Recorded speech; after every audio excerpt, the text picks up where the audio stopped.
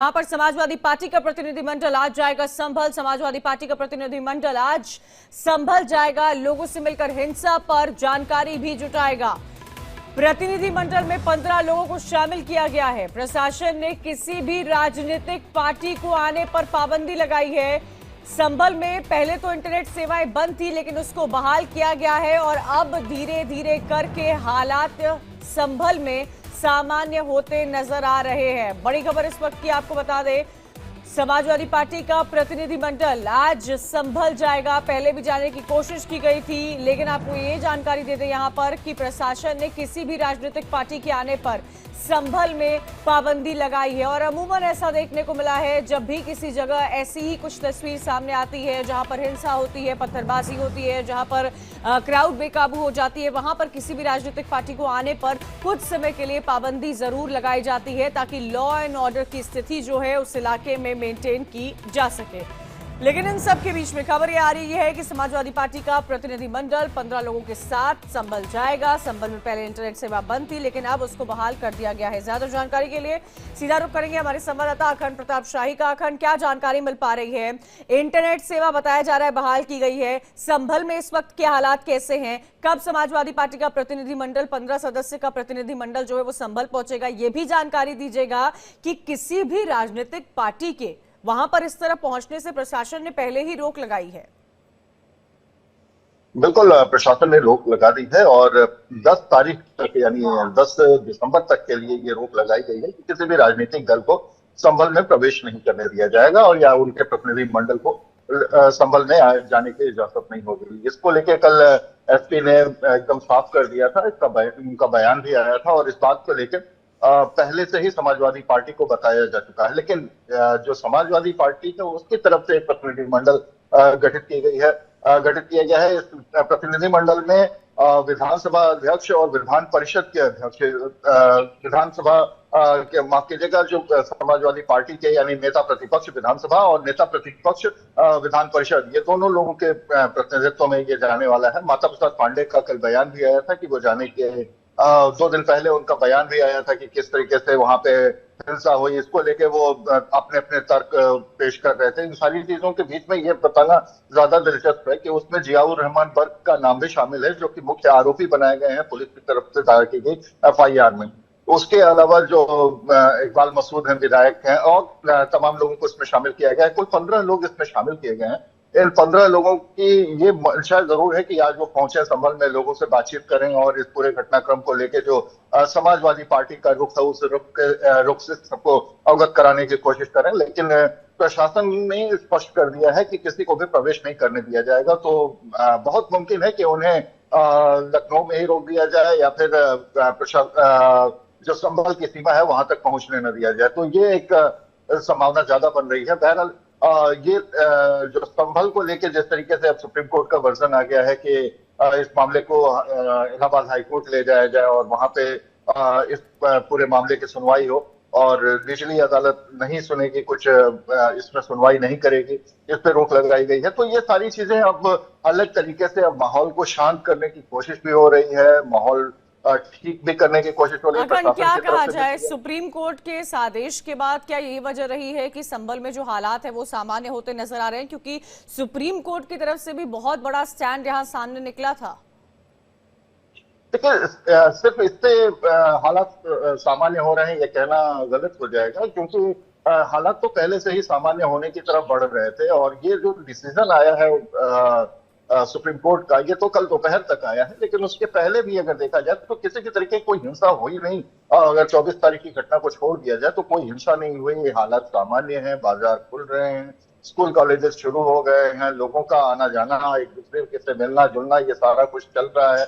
एक जो peace committee बनाई गई, उस पीस कमेटी के जरिए लोगों में सौहार्द का माहौल बनाने की कोशिश हो रही है। इसमें अगर सियासी बयान छोड़ दिए जाए तो माहौल बिल्कुल शांत है और सियासी बयानों की वजह से थोड़ी सी तल्खी जरूर देखने को मिल सकती है। जो धार्मिक वो लोग जो मजहबों के झंडा बरदार हैं, धार्मिक भावनाओं को भड़काने की कोशिश करते हैं, उन लोगों की कोशिशों को अगर छोड़ दिया जाए, उनके बयानों को छोड़ दिया जाए, तो माहौल पूरी तरीके से शांत था और अब वो उसी की तरफ और बिल्कुल सामान्य होने की स्थिति की तरफ बढ़ रहा है। हाँ, ये जरूर है कि सुप्रीम कोर्ट के आदेश के बाद अब लोगों के पास ये बाध्यता भी होगी कि वो उन पूरी जो आदेश है उस आदेश का अनुपालन करना, और प्रशासन उसी के आदेश के तहत ही काम करेगा, क्योंकि जो कोर्ट का आदेश होता है वही सर्वोपरि होता है। तो ऐसे में ये सारा मामला अब शांत होने की तरफ बढ़ रहा है। हाँ, ये जरूर है कि सियासत इसमें अपनी अपनी तरफ से अलग अलग अच्छा तरीके से अखंड, बयान जो अमूमन ऐसा देखा गया है जब भी किसी इलाके में इस तरह क्राउड मिसमैनेज हो जाता है, जैसा कि हमें संभल में देखने को मिला था, पत्थरबाजी की इतनी घटना हुई थी, जहां तक नजरें जा रही थी वहां तक सड़कों पर सिर्फ और सिर्फ पत्थर ही नजर आ रहे थे। वहां पर कई सारी धाराएं लगाई जाती है, लोगों को इकट्ठा चलने के लिए मना किया जाता है और धीरे धीरे हालात सामान्य की ओर बढ़ते जाते हैं। और किसी भी राजनीतिक पार्टी को प्रशासन की तरफ से हर बार कई ऐसी जगहों पर देखा गया है, किसी भी राजनीतिक पार्टी को वहां पर आने से रोका जाता है। क्या ये वो वक्त नहीं होना चाहिए अखंड जब राजनीतिक पार्टियों को भी समझना चाहिए कि लॉ एंड ऑर्डर से सर्वोपरि कुछ भी नहीं है? बिल्कुल, राजनीतिक पार्टियों को इस बात की समझ होनी चाहिए, और यही वजह है कि आपको जनता चुनती है, जनता के तरफ से आप जनता का प्रतिनिधित्व करने का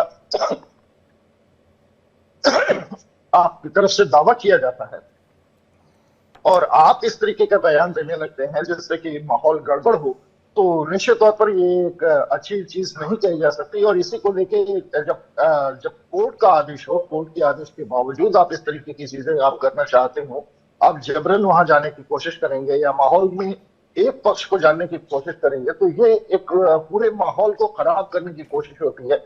जो चूंकि ये पूरा मामला ही अलग तरीके का रहा है, ये मामला कोर्ट के आदेश के बाद कोर्ट कमिश्नर की अगुवाई में ये पूरी सर्वे टीम पहुंची हुई थी, और उसके बाद उसके ऊपर पत्थरबाजी शुरू होती है, उसके विरोध में पत्थरबाजी शुरू हो जाती है, गोलीबारी होती है, 4 लोगों की जान चली जाती है, ये सारी घटना होती है, और उसके बाद तनाव का माहौल बन जाता है। तो इसको लेके ये मामला चूंकि अलग तरीके का था, लेकिन इसे भी सांप्रदायिक रंग देने की जो कोशिश हो रही है वो भी थोड़ा सा समझने की जरूरत है। राजनीतिक पहलू जो है वो चूंकि वोट बैंक की इसमें फिक्र ज्यादा होती है, और ऐसे में अपने अपने तरीके से वोट बैंक को अपने पाले में लाने की कोशिश होने लगती है, वो थोड़ा सा ऐसा होता है कि जिससे माहौल बिगड़।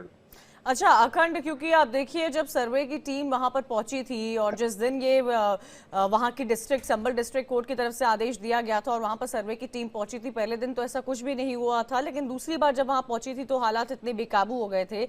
सुप्रीम कोर्ट का ये कहना कि सर्वे की रिपोर्ट को खोला ही नहीं जाएगा अगले आदेश तक, ये भी अपने आप में एक बहुत बड़ा आदेश साबित होता है। और क्या अहम टिप्पणियां सुप्रीम कोर्ट की तरफ से की गई हैं इस पूरे मामले पर? देखिए, सुप्रीम कोर्ट ने पहले तो ये सुनवाई के लिए ही निचली अदालत को मना कर दिया है कि आप निचली अदालत में अब कोई सुनवाई नहीं होगी, ये जो भी सुनवाई होगी वो इलाहाबाद हाई कोर्ट में सुनवाई होगी।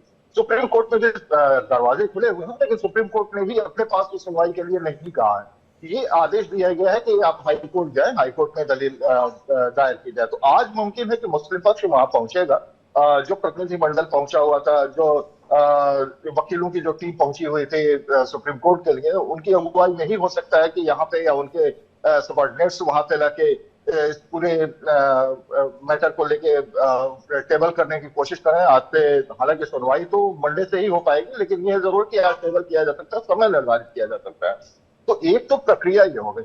दूसरा ये है कि इस पूरे मामले में किसी भी तरीके की रिपोर्ट जो आपकी आई है, सर्वे रिपोर्ट आई है, वो सार्वजनिक नहीं की जाएगी जब तक कि अगला आदेश नहीं आता है। या तो सुप्रीम कोर्ट का आदेश आता है या फिर इलाहाबाद हाई कोर्ट अगर उसको कहता है डिस्क्लोज करने के लिए, तो शायद उसको टेबल किया जाएगा और फिर उसके बाद उस पर चर्चा होगी या उसको सार्वजनिक किया जा सकता है। तो ये दोनों ही बहुत महत्वपूर्ण है, क्योंकि इसको लेके ही ये बात उठ रही थी कि क्या कुछ होने जा रहा है। क्योंकि इस पूरे मामले को ये माना जा रहा है कि हिंदू पक्ष को उसमें जो शामिल किया गया है, जो विष्णु शंकर जैन है, जिन्होंने इस पूरे मामले को उठाया था और कोर्ट से उन्होंने कोर्ट कमीशन की नियुक्ति के बाद फिर वो टीम के साथ पहुंचे हुए थे। तो वो पूरा मामला जो है वो ये है कि यहाँ पे जो उसमें मंदिर के अवशेष है, और मंदिर पर को तोड़ के ही यहाँ पे मस्जिद बनाई गई थी, और ये जामा मस्जिद जो है दरअसल हरिहर मंदिर का ही हिस्सा है, और उसकी वजह से और इसी को लेकर पूरा बवाल मचा था जब दोबारा सर्वे रिपोर्ट के लिए टीम वहां पर पहुंची थी। शुक्रिया अखंड जानकारी देने के लिए। समाजवादी पार्टी का 15 सदस्य का प्रतिनिधिमंडल जो है वो आज संभल पहुंचने वाला है। देखना होगा लॉ एंड ऑर्डर की क्या स्थिति रहती है, पुलिस इस पर क्या कार्रवाई करती हुई नजर आती है। शुक्रिया अखंड जानकारी देने के लिए। आगे बढ़ते हैं, खबर बिहार के